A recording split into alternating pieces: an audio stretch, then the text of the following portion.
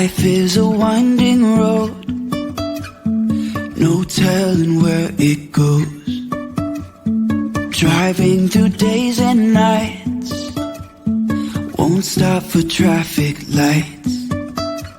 And I really wanna know if I'll ever figure out where the road goes. Even if I'm falling down, I will keep on searching for my highs. You can say I lost my mind, I will keep on holding my head high, even if the sky is falling down.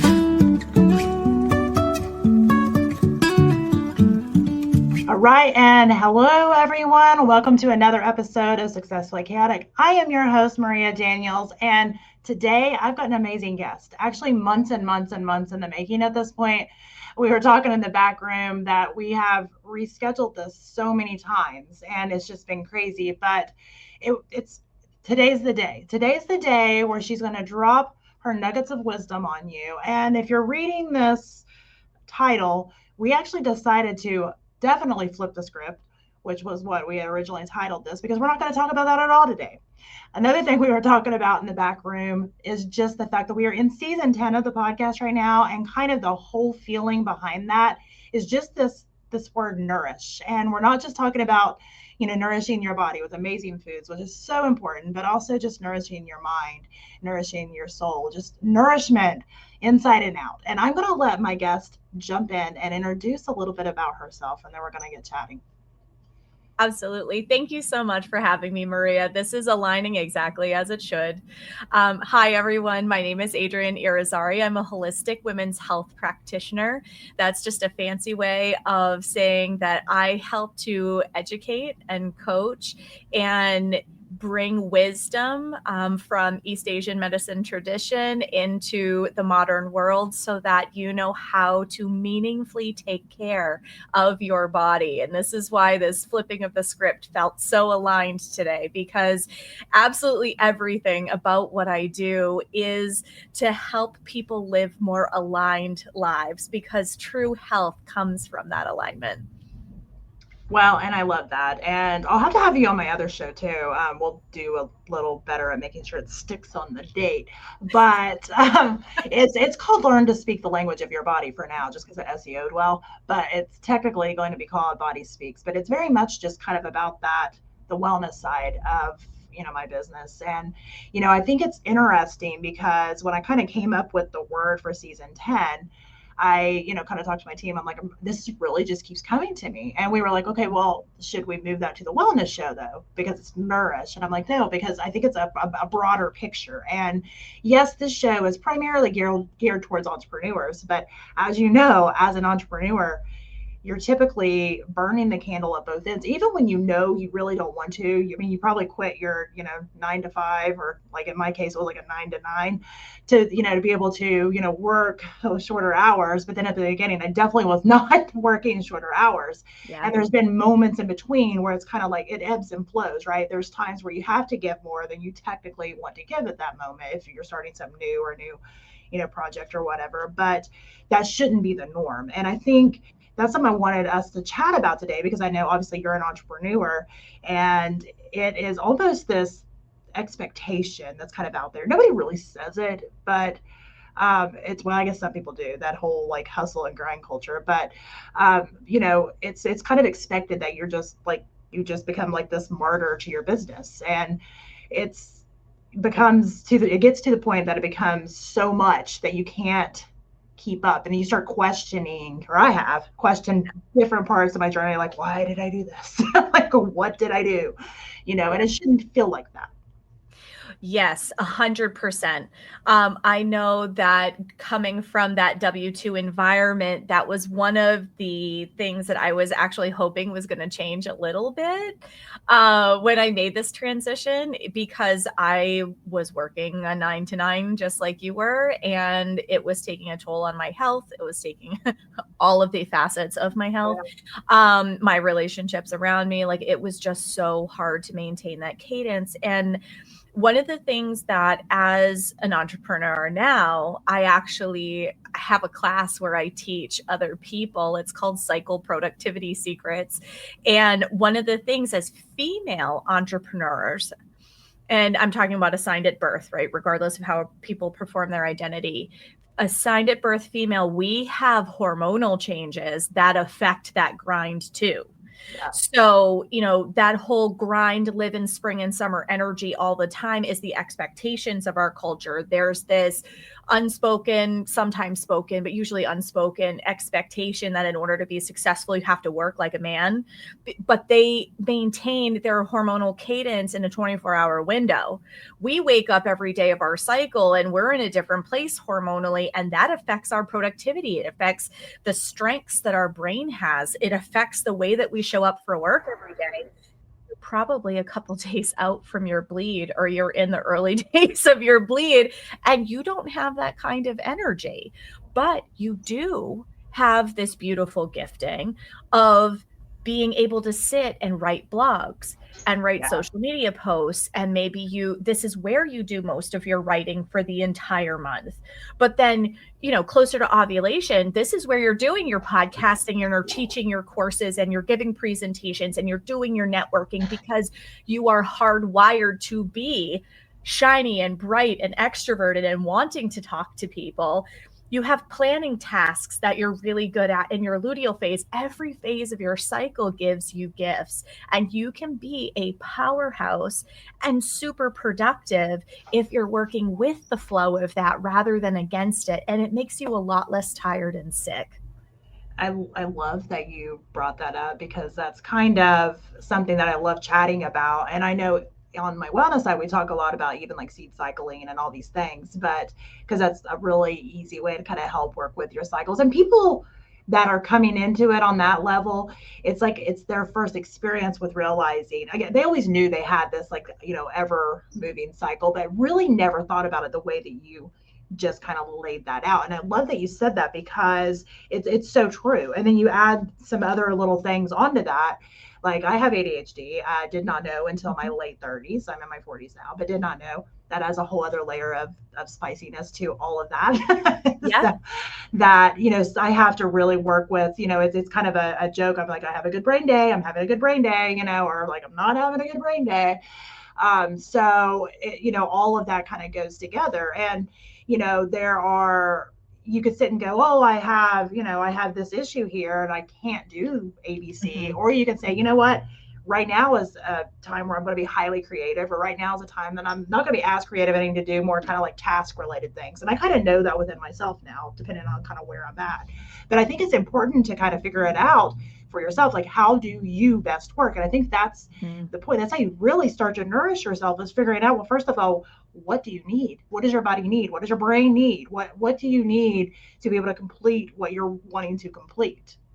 Well, and that's one of the things that, especially if you're moving from W-2 culture where you're in somebody else's box into your own box, it's really important to figure that out, because some people work really well with time blocking. I know that I do, but I time block based on my cycle. I literally, first day of my period, sit down and plan out, I can take a few more clients one-on-one during this part of the month. I need to make sure that I can take a nap on my lunch break during this part of the month, like, so that I don't overbook myself in certain spots, but I overbook myself when I have the energy to, and the flexibility in my nervous system to be able to handle it.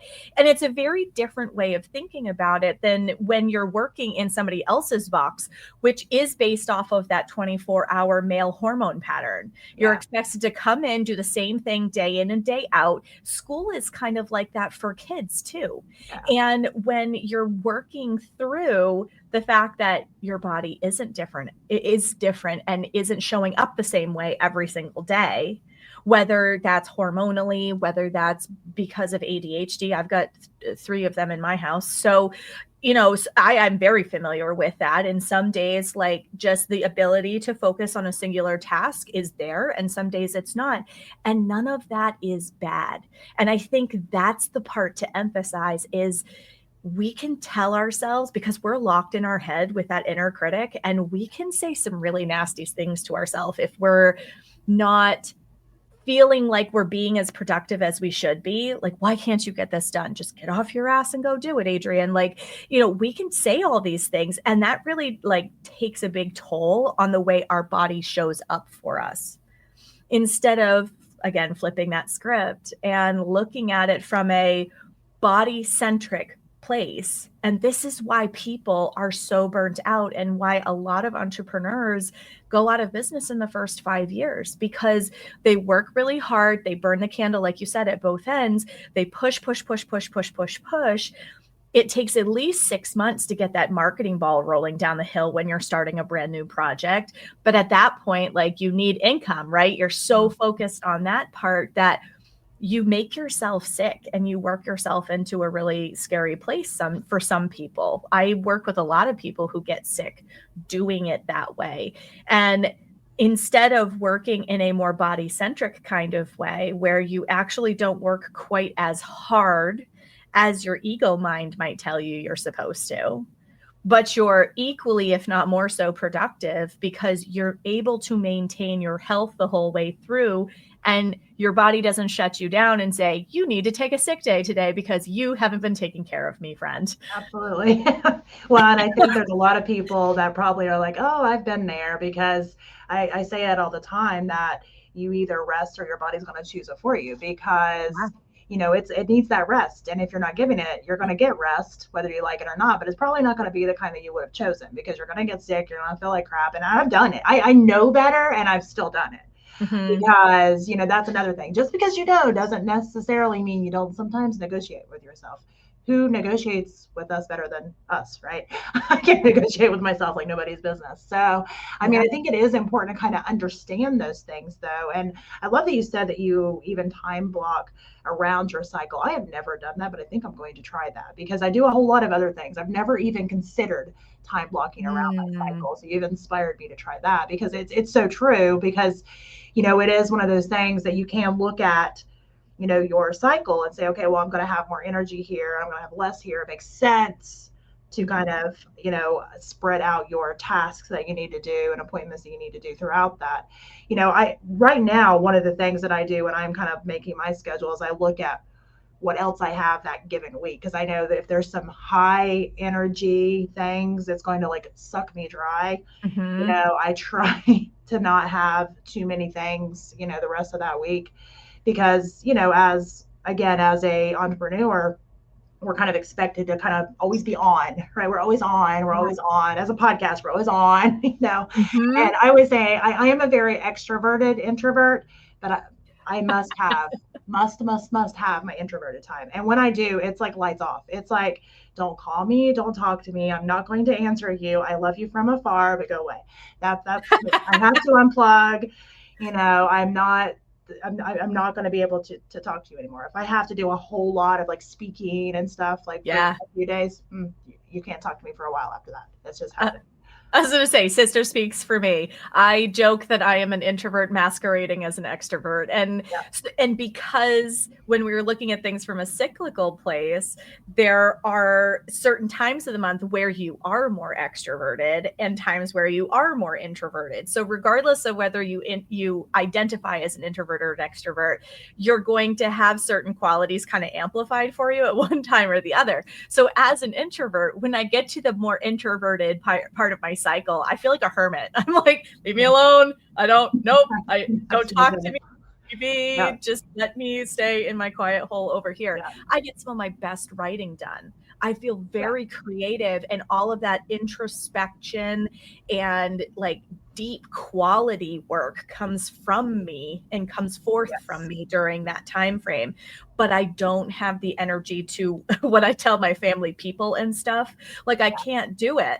And trying to force myself to network and things like that during that time frame, it makes me want to crawl under my desk and take a nap.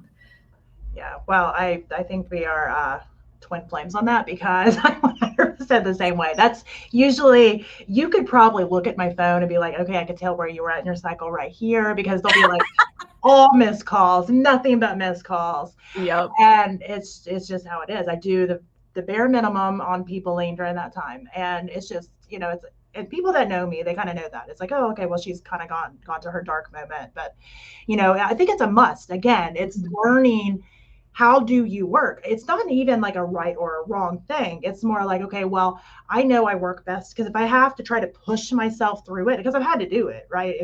If I have a speaking engagement, I don't know sometimes that I'm going to not feel like peopling that day. I've already agreed to do it. Yes. So there's been times where I've had to kind of pep talk. You've got this. This is the only thing that you have to do. You completely have this. There's been those moments for sure.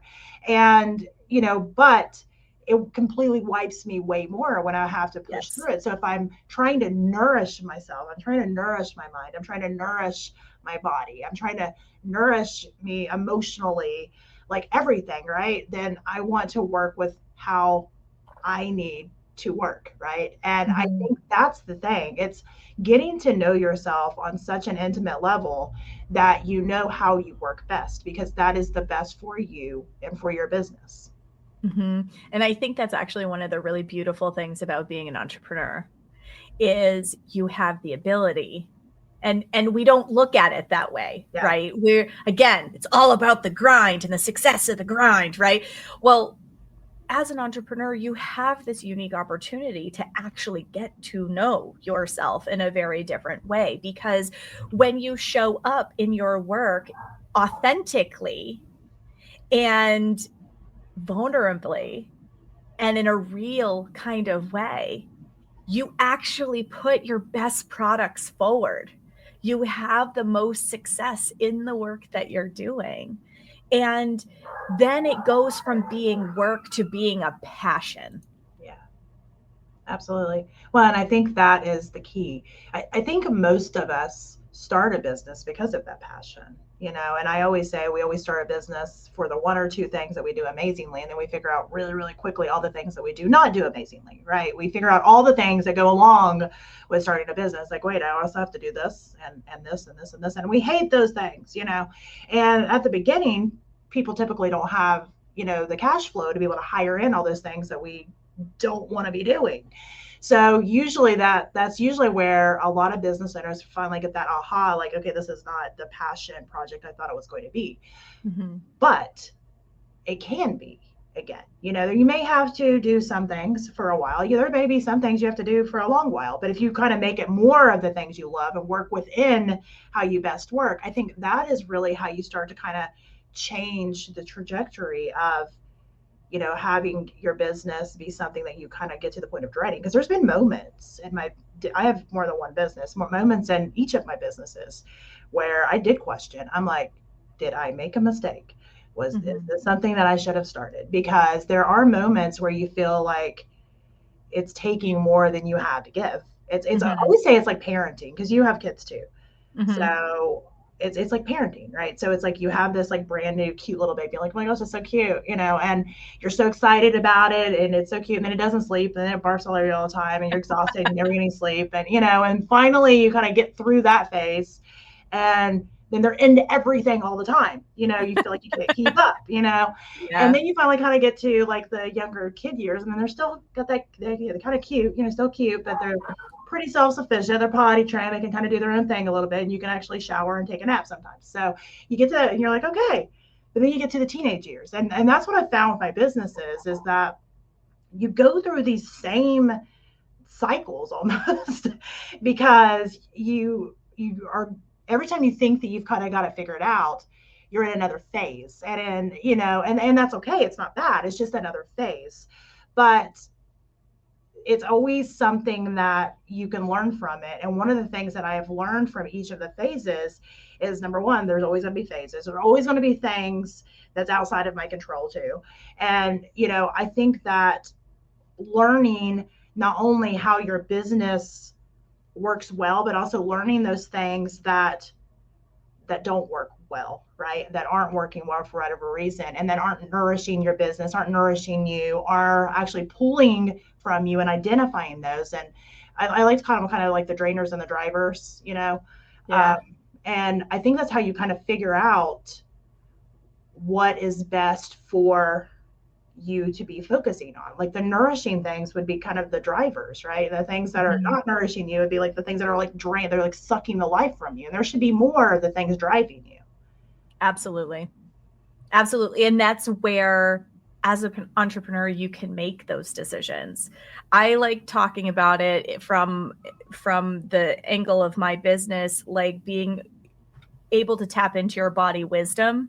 Yeah. And what feels good in your body, and what does your body feel like it's fighting against? Because we don't plug in and drop into that body wisdom nearly enough. We're taught that the head on our shoulders is far superior than the wisdom in our body. And we push ourselves through a lot of stuff. Like I look at the early stages of my business, and there were projects that cerebrally made a lot of sense because there were certain questions that were being asked by my clients. For example, I had a course that was created called Empowered Fertility, and it was all about how to start preparing your body for the fertility journey, because that was a big focus of my practice at the beginning. The scope has widened, right? So again, phases and stages. As you're going through these different phases, you have different levels of discovery. You have your different personal experiences that shape how you look at what it is that you're creating. And you have different experiences, you collaborate with different people. All of these things affect that growth and change as you're going through it. And in the beginning, like I had several people be like, oh, it'd be really great if you had this course that helped prepare both partners for the fertility journey. Cool. That's what I was cerebrally told. Something in my body was like, this doesn't feel like it's driving. It doesn't feel like it's driving. Yes, it's on brand, it's on mission, but it doesn't feel like it's driving. That course didn't sell at all. Yeah. Not one. And I was like, see, if I had listened to the fact that my body was fighting the process, and I had a hard time to sit down and do the recordings. I felt scattered while I was sitting down and doing the recordings, even though I had planned at the right time during my cycle that I should have been clear-headed. Like there was just always something that I didn't feel like it was gelling, you know? And then it just didn't happen at all in any way. There was no liftoff. And as an entrepreneur, when you're creating stuff like that, when you don't get liftoff, again, that's where the self-talk comes in, right? Like, oh, this wasn't successful. Is everything that I'm going to create not going to be successful? Do people not want what I want, right? That's all that insecurity stuff talking. And there's a lot of that can kind of creep into the picture when you're creating something, especially when it's brand new. Yeah. Everything about my business, I am a unique practitioner unto myself. I look at women's health in a way that there's nobody else out there doing it. I put the tools together in a way that nobody else is doing it. I love that because, there's enough of an Aquarian side of me that I'm totally fine with the humanitarian effort and doing my own wonky weirdo thing. But at the same time, when things don't have lift and they don't start going anywhere, I start to doubt, right? The more things that I have created from a place of flow, meaning that they just kind of roll out of my body, and sometimes I don't even go into it with a plan. I just sit down with a mic and I just start going. Yeah. Those are the things that have lift and lift off and take off and sell well and shock the hell out of me. But it's because it's done from a place of flow and not trying to swim upstream against the current. You physically, emotionally, mentally make yourself really tired when you're fighting against the natural flow of things. And you know what that feels like because you can feel it in your body. This feels good or this doesn't feel good. I remember in the early stages of developing my own business, I remember reflecting about I was maybe 6 or 8 months into it. And I was sitting at my kitchen table because I was still doing the laptop on the kitchen table thing. And I took a deep breath and was like, I have learned and grown more as a professional in this period of time than I have in the last 10 years of my working life. Wow. And I was really proud of that. And it was just incredible to kind of take this look back at how far I had come, but it's because you end up learning things you don't expect to need to know. Yeah. Well, and I'm right there with you because I know all of that you were just saying, I've experienced those same things. And, teaching classes or doing speaking engagements, same thing. There's some things I get asked to speak about or asked to teach about.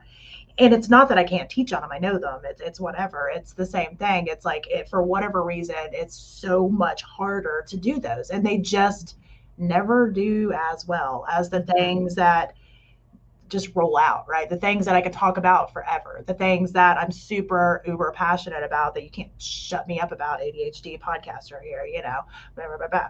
But, I think those are the things that we need to think about and say, okay, well, why is it I am super passionate about this? What part of this topic really nourishes me to the point of wanting to just speak about it all the time? And, I've taught sales classes in the past in my marketing world. And one of the things I would always tell people is, if you really truly believe in what you're selling, it should sell itself, because you should be able to talk about it with such passion that the person who is listening feels like they're completely missing out if they don't get on board with whatever it is. And, it's not, pulling the wool over somebody's eyes. It's being so passionate about it and that person needing it so much that there's just this connection. And that's why that type of selling works. It's because the passion, it's not because of some magic words you say. It's not because of anything. The person can feel how passionate you are about that product, that service, that whatever. And without that, it's harder. We've all been sold to. We can smell it a mile away, right? Yes. Like, it is like, okay, well, even if I needed that more than anything else in the world, I'm getting this like, feeling, and I don't want it, But we've also probably had those conversations where all of a sudden somebody's talking and we're like, oh my gosh, I need that in my life. I want to feel that. We're not even buying the product or the service as much as we are the passion and the feeling behind it. That's what we want. Absolutely. Well, and in the work that I'm doing, it's really hard to talk about periods. This is a topic that has all kinds of cultural shame and generational issues around it. People have issues with their fertility. They have issues with their postpartum recoveries, right? I'm working in a really charged area where people bring a lot to the table in terms of their stories that they are living by the time they reach me. And that's where I feel like being able to show up in my vulnerable authenticity. Like, anybody who follows my podcast, Reproductive Rebel, or any of my work knows that I've struggled for years with endometriosis. And I'm now the proud owner of a symptom-free 28-day cycle. And yes, that's possible because I share the fact that I went through hell. All of the symptoms you're experiencing, I've been there too. And I want to help you feel better because I know how to get you there. And my whole business was born out of loss and heartache and pain that I really kind of want to save the rest of the world from, if at all possible. And so I can't help but feel enthusiastic and passionate because I've come out the other side of it. I've lived it. I've been there. I have the t-shirt. I have the mug too. I've had the multiple miscarriages. I'm able to hold your hand across the table and be like, I see you. You're not alone. And even though it was horrible going through all of it, and it literally ripped my heart out more times than I can mention, at the same time, it has made me the kind of practitioner that can show up in that authentic, real, passionate place and say, I see you, I hear you, and I want to help you. And I can help you. Here's how I can help you. And it's so meaningful to me to be able to take everything that literally brought me to my knees in the last 10 years of my life and turn it into a solution, an answer, a gift for somebody else. And so all of the legal filing and how the heck do I hire an employee and all of that stuff, which is not my wheelhouse, just seems really small. in comparison to my mission, which is to help change the experience women have in relationship in their own bodies. We can work just as hard. We can be equally as successful. We just have to do it differently so that we don't end up depleted, undernourished in all of the ways that we typically do, because we try to work like little men and we're not wired that way. Absolutely. And I love that you shared part of your story there, because I think it's so important for people to understand. I do want to have you kind of briefly mention your business and your podcast a little bit, but I do want to kind of circle back just so people that are listening to this kind of understand a little bit more about what you do, because you've kind of alluded to some of it. But I think it's so important, the things that you do, because there aren't a lot of people doing it. I know, in my wellness world, I work with people, I work with women, but I'm not doing that specific task. And I think that's where it's a specialist, right? You would go to a pulmonologist for something. You would go to a neurologist for something. It's a specialty. And I think that is so critical to have, because, a lot of other people who are seeing kind of a broader scope don't have that. I hate to say don't have the time, but let's be honest, there's only so many hours in a day. Don't have the time to get that specific with every single client. So I specialize in women's health because I walked through a system where I was gaslit in a really big way. I specialize in women's health because we know more about the ocean floor in Western culture than we do about women's bodies. And yet, other cultures around the world have had a much richer and deeper understanding of women's bodies and the needs of women's bodies for centuries. Yes. And so I'm trying to bring that ancient wisdom into the modern world and help educate people about how you can take these cyclical ways of being. Now, when I say cyclical ways, this is being in harmony with the phases and strengths and energetic changes of your cycle. This is being in harmony with the strengths and energetic changes of the seasons outside your window, because they do have influence over your body. I help to empower you. So many women come into my office. They've been to up to trillion doctors.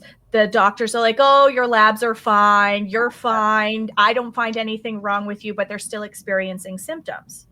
And by the time they get to me, they're desperate. They're like, I don't understand why I'm still having these period problems, or I can just feel something isn't right, but the doctor's telling me that there's nothing wrong. Or I went into my doctor's appointment and I had like this many questions that I needed to ask them, and they didn't even listen to me. They didn't make eye contact with me over the computer. Like, women are massively gaslit in this traditional medical model. I understand that it's a business, but I am running a business too that is people-centric. You can't tell me that you can't have quality communication. So all of these things feed the way that women feel when they come in the door to talk with me. And I help to teach them so they do not feel powerless in their body. Because a lot of times it's some dietary changes, but a lot of it is energetic changes, how they're pushing themselves or they're resting during certain parts of the month. Like I said at the beginning, how you're planning your work throughout the month, how you are expending your energy all throughout the month affects how your immune system shows up for you, and whether you catch every darn cold that your kid comes home with, or which affects your ability to be productive and feel like you can show up. Like, there are so many moms that have kids in that toddler stage that feel like they're sick all the time. And they're like, oh my goodness, this little human petri dish keeps bringing everything home to me, and it doesn't matter what I do, I'm always sick. They can't even have a normal cycle because their body's too busy fighting off disease the whole time, right? And nobody flags that in the Western model. So my whole practice, my practice is called Moon Essence, is all about sitting with you, teaching you about your body. I offer classes online. I offer one-on-one work where I help give you the tools. I teach you about your body. It's amazing the number of people that don't even know the basic phases of their cycle. So I have a class actually coming up on the 21st of this month that's just about that, because that's where we begin. Yeah. And then you can figure out, okay, so now I know what these phases are. Now I can start identifying how my energy changes during these cycles. How can I mean, resting during your period. I have a little mini course called Proper Period Care. How taking care of yourself during your period literally strengthens your immune system and sets you up for a much more successful, much more energetic entire month. So my whole philosophy in my practice is education first. I'm an educator with practitioner skills, right? Yeah. Because we have a massive amount of lack of body literacy and information in Western culture, and it leads to a lot of the problems that end up sending us to the hospital for hysterectomies before we're 35, when you can get ahead of all of that. I've had women through the door of my practice who were literally waiting for surgical pre-op type appointments, and now they have 28-day cycles with no bleeding. They never ended up with their hysterectomy because we started making progress, and they're like, oh, this, I don't have to actually do an awful lot in my life in order to like make changes here, but we just we don't know what we don't know. Well, and I think that that's why I love that you're doing kind of the education, because that's something that honestly, we all have bodies. We should all learn at least the bare minimum on how our body functions, because, well, number one, we have to be our own advocates, because if something doesn't feel right, sometimes we know it doesn't feel right, but we don't understand the terminology or how everything works enough to be able to kind of describe that.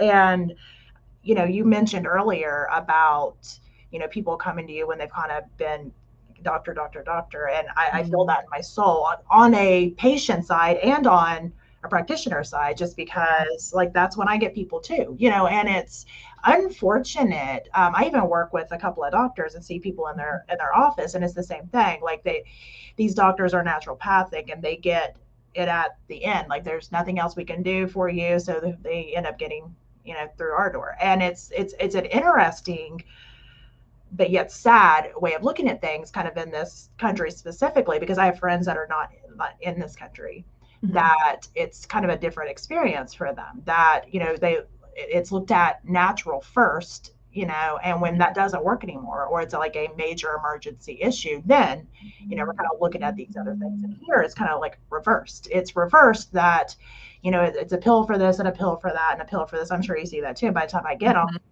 it's like, okay, well, what comes first? Am I seeing the symptoms of all this massive amounts of pills, or like what came first? And that's one of the things that I really love that you said, was that you're an educator first, because that's what it takes. And why we're not teaching, I mean, boys too, like specifically about their body, but girls about when they're getting ready to start their period, or when they started their period, how does that work? Because I mean, I was in the wellness industry. I've been in it now for 23 years. And early on in my years, before I kind of do what I do now, I mean, I knew how the body worked, but I still didn't know to the extent that I do now, because I had never had a lot of those issues before, right? And so when I started having hormonal issues, this, like what you were saying with your story about go to the doctor, the labs are fine. It was the same thing. Went to my doctor, the labs were fine. I knew it. I did know enough to say, well, it doesn't feel fine, so let me dig a little more. But the point of saying that is that it wasn't until I started having mega symptoms of stuff that I realized that this didn't make sense to me, that I was able to kind of look further. If I didn't have that base level knowledge already that I had learned, I wouldn't have even known that, okay, well, I don't care what this right here shows, what's going on over here, because that's the thing. Like the medical industry expects us to kind of check all these boxes, but I've never met anybody that checks the boxes. And they have, I mean, they carry massive malpractice insurance for a reason, and there are side effects to all of their solutions. And the thing is, especially when it comes to gynecological health, like you're looking at a really like infantile discipline, because in the grand scheme of things, it's only about 200 years old. And a lot of it came out of a slave owner experimenting on their slaves, which is horrific. And because there was a belief during that time frame, as horrible as it is, that people of color didn't feel any pain. Yeah. And so a lot of our surgical techniques that they use came out of those very rudimentary, horrible beginnings.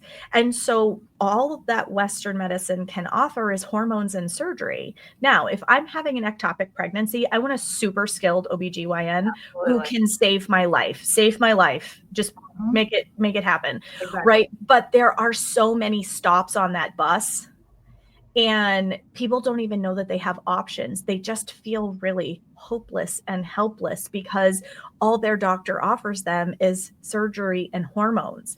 Like, I was having problems with my period, and I started having problems right out of the gate. So 14 years old, I was put on birth control because that's the only tool they have. I ended up in the emergency room having a heart attack at 25 because what was quote unquote regulating, okay, it just does not, just dispel that myth. Birth control does not regulate your cycle. Just, that's a soapbox I'll die on. But, but I had a heart attack and I didn't know what I didn't know. And I'm so grateful to the ER doctor who saved my life that night because I'm here because of her. But one of the first questions she asked me was, "Are you taking birth control?" And I said, "Yes." And she goes, "You're going to make it out of here tonight, honey." She was an older woman. She's like, "You're going to make it out of here tonight, honey." She goes, "But," she says, "don't ever take that stuff again."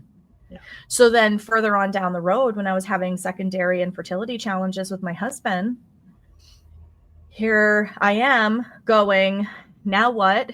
Right? Yeah. I was unexplained infertility, which I was the why child growing up. I don't believe that anything is unexplained.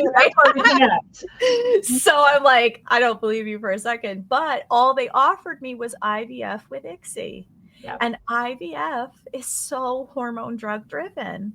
And I'm like, can I even have this stuff? Have you guys even checked my chart? And sometimes, like, the transfer of medical records and all of that craziness, like, they don't have a complete picture of what's going on in your body, nor do they really sit down and spend the time to do so. And that's where my model is different. Yeah, I don't see as many people. Could I be more profitable? Sure. But that's not the mission. The mission is to make sure you walk out of my office not feeling like a number, feeling like, oh, I have a set of steps that I can actually put into practice today and not feel like my body is betraying me, but like I can actually work in harmony with her. And most of the time, we just feel like our body's betraying us and we get angry at a set of symptoms instead of understanding that our body is saying, hey, I'm trying to communicate lovingly with you in the only language that I know how. Can you please help me out? And it gets more urgent. So the symptoms get worse if you're not listening to them. This is like anything. Right? And so I teach you how to translate that language so that you can then go, oh, I'm having cramps. Are they sharp and stabby or are they dull and achy? They're sharp and stabby. They're here. Okay, so I'm going to need heat for this. And you're going to put a heating pad on your belly and you're going to feel better because you know what tool to use for what she's communicating to you. That is really where the magic happens because you're no longer a victim. You're no longer at the mercy of whatever this body is doing. I used to feel that way. I have 2 autoimmune conditions, man. Like, I used to feel like my body drove the bus and I was just along for the ride. And that was the most powerless feeling in the entire world. And so many people, autoimmune disease is on the rise in women's bodies. It affects our fertility. It affects our hormone expression. It affects so many things. And there are so many of us that have felt like our body's driving the bus and we're just along for the ride. And every single one of the people who've come in my office is like, what can I do? We want to be proactive. We want to co-create our reality with this body, but we don't know how. Well, and I think that's where, education does come in. And there's so many different pieces. But if you're listening now and you have no idea, like the parts of the body, let's start there. And then, once you kind of learn that, like typically, again, we end up trying to learn things that are kind of bothering us or bothering our, kids or our loved ones or whatever the case may be. Because again, there's passion behind that, right? We want to figure it out. We have to figure that out. And, I think that being able to have people to tap into for those specialties, and I'm sure you have a couple of different modalities that you utilize to help with that. And but it takes people doing those specialties, because yes, I kind of work on certain things within there, but I don't deep dive into what you're deep diving in. I don't have time. I have something else that I focus, I have the things I heavy focus on. And I love that I know that you, because I kind of knew a little bit about what you did, but I love that I know that you do this, because I always look for tools and resources to send people to if they're needing something deeper. Because if you curve off and start going deep dive on this over here, then you're taken away from what you're supposed to be deep diving in yourself. And I think it's so important to really have a wellness team. I say this to all of my people that come in, that I want to work with your team. We've got forms that's been attorney approved that you can sign that makes it still all HIPAA compliant. I want to work with your team. You need a wellness team. You're having problems, you need a wellness team. You don't need to be going to, this hospital or this doctor or this whatever. A lot of times it's just looking at this one little thing or looking at it high scope, or you need to be able to have people that are there for you, that are there to kind of hold your hand through these things. Because, and I'm not in any way, I have a lot of friends and family members that are conventional medical providers. And I understand on a lot of things, our hands are tied. Insurance companies, and I could get into that all day long. Their hands are tied on a whole lot of things, and they're doing their best, and they're there for a reason. I'm glad they are. And like you told your story about having the heart attack, I always tell people that if I go out here and get hit by a car later today, I don't want anybody out there rubbing herbs on me. Don't rub take me to the hospital. Let professionals do their job. That's their job, right? Their job is the emergencies. Their jobs are to get you to the point where you're able to go home and you're able to kind of work with your body and able to listen to your body. And I think that in this country specifically, we've kind of combined those into the same thing, but they're not the same thing. And I think that's kind of where the dysfunction is. And I love that you came on today, and I know we've been chatting for a while. I do want you to before we get off here, though, I do want to have you kind of leave our listeners with something to kind of think about, and then also where to find you. Yeah, absolutely. Thank you so much for having me on today. I knew when I met you that we had a lot that we could talk about. So I'm really grateful for this opportunity. So my practice is Moon Essence. You can find me at moonessence.life online, or Moon Essence Me. I'm very active on Instagram. I also have a podcast called Reproductive Rebel. You can find it on all of the major platforms that you listen to your favorite podcast, including this one. And it's an educational platform. I talk about true holistic wellness, the physical body, the emotional body, and the physical body. And like Maria was saying, knowing about just the basics around your body, episode 3 through 7 of season 2 of my podcast, that's exactly what I go through, so that people had a starting spot. Yes. Now I'm getting a lot more into like the spiritual and emotional side of things, but just if that's where you're looking to start for information, that's a really great free resource to go check out. So things to leave you with. Your body is your ally, and you will do your best work and you will show up in the best way possible in the world if you take the time to pour back into your cup. Maybe that's a nap at lunchtime. Maybe that is time blocking yourself space where you don't have anything on your schedule, because that open space is actually where creativity is allowed to drop in. We can't be creative when we're oversaturated. But making sure that you block time for you and nourishing you in all of the ways that make you feel alive is going to help you show up better, stronger, and more productive in your business day in and day out. I love that. I feel inspired just from listening to that, to be honest. And if you're listening to this on the podcast platform, if you go to the show notes, we will have the link to the business and also the podcast. That way you can listen to some of those episodes. I really enjoyed having you on. And like you said a minute ago, whenever we met, I can't even remember how long we talked, but we talked for a long time. And I feel like we can have like lots and lots of episodes and not run out of things to talk about, because we're both so passionate about the subject of just wellness and nourishing yourself. And also usually that comes from places of not being nourished. I shared a little bit about your story, and I've had my moments as well. And I think that's the key. If you're listening to this right now and you just feel burnout, you feel exhausted all the time, you're brain fogged, all of these symptoms, it's your body literally screaming to you saying, please listen to me. And you may not know exactly what it needs, but the first place to start is, like Adrienne said, is block off your calendar, take some rest. That's the first thing I always tell people to do is focus on rest, and the rest will kind of come. But I don't know if there's anything else that you want to say before we end, but. No, I feel really complete, and just thank you all so much for sitting down with us and listening to this show. This has been an incredible opportunity.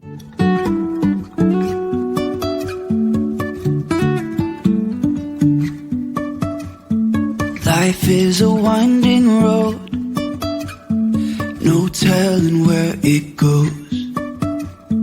Driving through days